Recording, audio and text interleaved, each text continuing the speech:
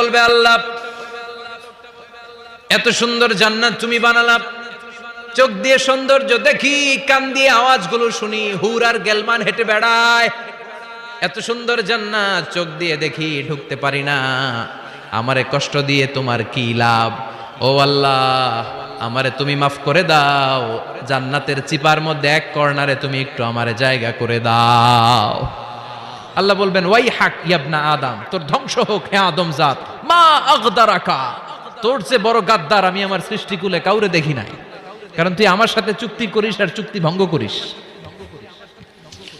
আল্লাহর রহমতের দরিয়ায় তখন জোশ খেলে যাবে, ওর আকুতি মিনতি চাহনি আল্লাহর রহমতের দরিয়ার মধ্যে জোশ লাগিয়ে দিবে,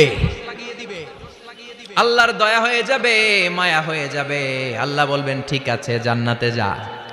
লোকটা এবার এক দৌড়ে জান্নাতের ভিতরে ঢুকে যাবে। লোকটার দৌড় দেখে আবার লোকটারে আল্লাহ ডেকে বলবে একটু দাঁড়া, একটু দাঁড়া, জান্নাত তো দিছি, তো দৌড় দিলি কেন? সুবহানাল্লাহ কইবেন না? লোকটি বলবে আল্লাহ প্ল্যান তো আমি কম করি নাই, এত চেষ্টার ফলে আমি আসতে পারছি, আবার যদি তুমি বাইর করে দাও, এই জন্য এক দৌড়ে এমন চিপার মধ্যে লুকামো যাতে তুমি আমার না দেখো।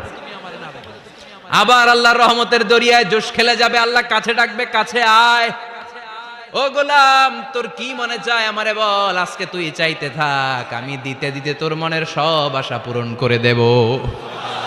লোকটা খুশি হয়ে বলবে আল্লাহ আমারে এটা দাও, বাড়ি দাও, গাড়ি দাও, নারী দাও, এটা দাও, ওটা দাও, একের পর এক চাইতে থাকবে, আল্লাহ সব তারে দিতে থাকবে। চাইতে চাইতে লোকটার সব চাওয়া যখন শেষ, সে বলবে আল্লাহ আর আমার চাওয়ার কিছু নাই। আল্লাহ বলেন নো, এত তাড়াতাড়ি যে তুমি